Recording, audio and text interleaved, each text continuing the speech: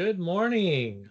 My name is Ken Adams. I'm with P2P Labs, and I was just thinking about some things in telecom this past week and realizing that, sometimes the old needs to become the new per se. I was talking with my buddy Dave George, who's a co-founder and CEO of P2P Labs, and we were discussing something that we did approximately 11 years ago that we called the PRI killer.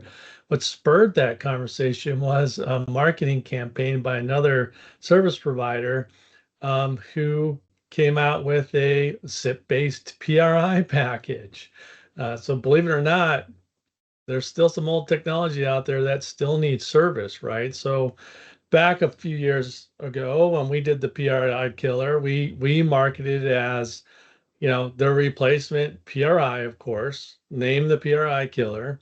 And what we did was for $350 a month, we gave them 23 channels, off an ad tran into their premise-based PBX system. It was great. It was a program maybe ahead of its time, maybe not. As we see now, other people are marketing that. But the whole point of this is sometimes you have to look at what's still out there. While most of the telecom space is adopting at lightning speed AI, voice agents, bots, all these other things that are coming out. And we're getting inundated on a daily basis with these new technologies. We need to stop and remember that adoption in the small to medium business space is typically a lot slower. I mean, think about it. There's fax machines out there. There's all kinds of old technology out there. There's still POTS lines out there that haven't been replaced. And that brings us back to the PRI killer. There's still PRIs out there, believe it or not. And the old copper PRIs are getting more and more expensive. And guess what?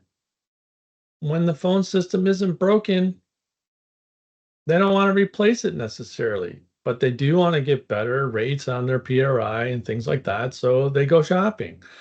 Um, if we stop back and reflect on this and think about how much older technology there is out there still, is that a market we're missing?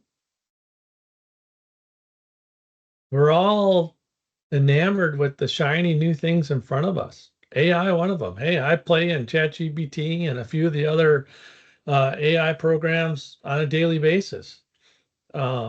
It just is what it is. I'm trying to keep up to speed with what's going on in the industry. I'm looking at things coming down, the pipelines. I'm looking at what people are putting out there.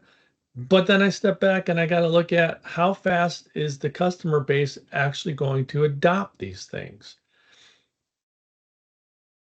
That's a tough question.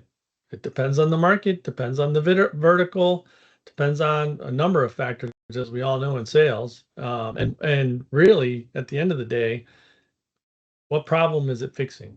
How's it going to help? I mean, we all know it's going to help with productivity. It's going to give new features, things like that. But not everybody's ready for those things. So again, after receiving that email from my buddy Dave and reading through it, took me back 14, I guess it was 11 to 14 years ago, right? And it's interesting, back then we were already thinking about that, but we're still catering to old technologies. And here it is, 2025, and we're still catering to some old technologies. So the whole point of this is think about that in your marketing and sales strategies. Maybe you're overlooking a small market in your area.